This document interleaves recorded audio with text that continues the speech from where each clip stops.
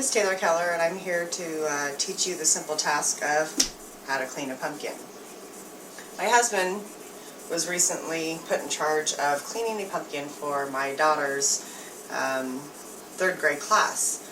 As you can imagine, the teacher cannot clean 27 pumpkins for every person in the classroom, so they were going to carve them. We just had to clean them.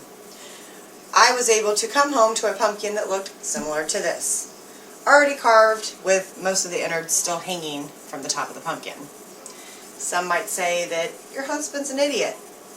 I just think he was deprived as a child. So, my purpose here today is to teach those who were deprived as children how to properly clean a pumpkin. To begin with, I suggest that you start with a flat surface, something to place underneath your pumpkin, such as a towel, newspaper, a sheet, to help ease the cleanup process.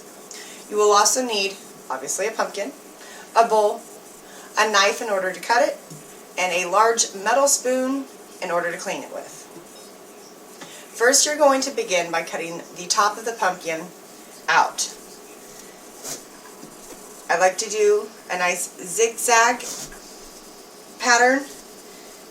It makes it easier for the top to stay on the pumpkin after you've cleaned and carved it.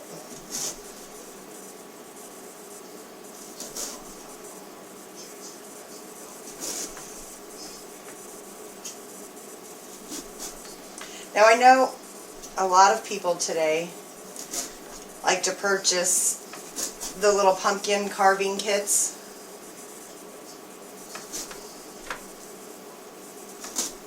And they're great, but I prefer my children to be a little more creative and draw their own pumpkins. We've done the kits, but they're just not as much fun in my opinion. Okay, once your zigzag pattern is completely encircled the top of the pumpkin, you should be able to push it through.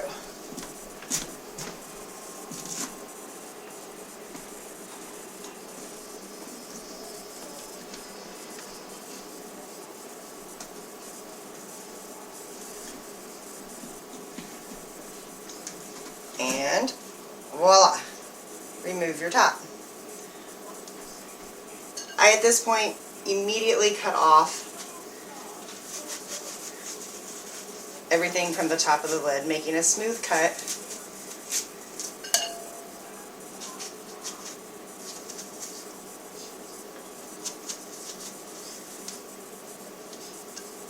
And your top is done. Now, some people may wish to use gloves. I think it's kind of silly because most of it's going to slide through your fingers. You need a little bit of grip. So I take my bare hand and remove as much of it as possible.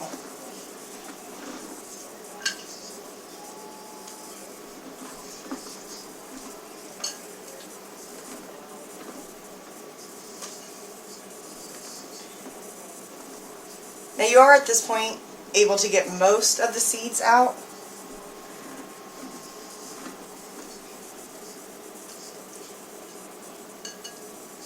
But, as you see, this is not your stopping point, as my husband presumed it was, because you still have lots of danglies in there.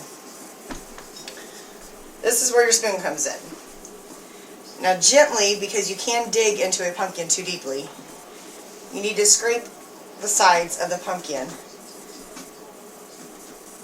so that you not only get the seeds, but everything that dangles in between.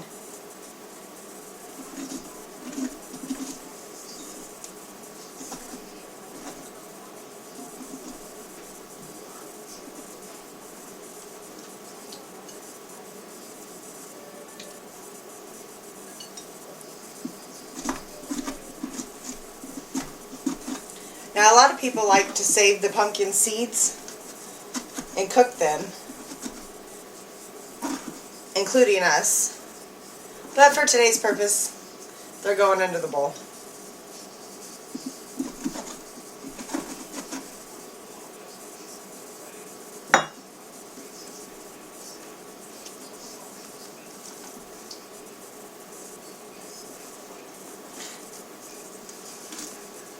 as you see, when you are digging away, you will pull out more than you want to if you start digging too far into the sides of the pumpkin with your knife or with your spoon.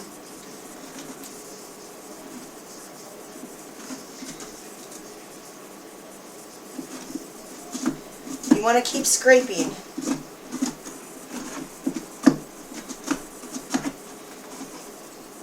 until everything has come loose from the sides.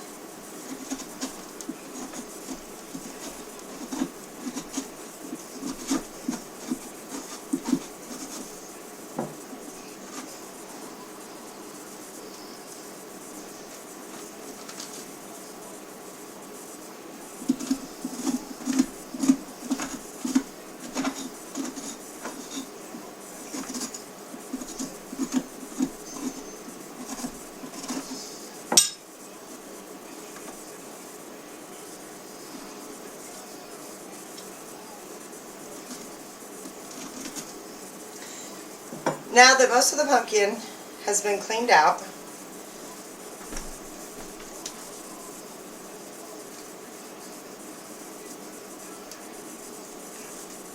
it's good to make sure that you double check again the tops. They're easily forgotten.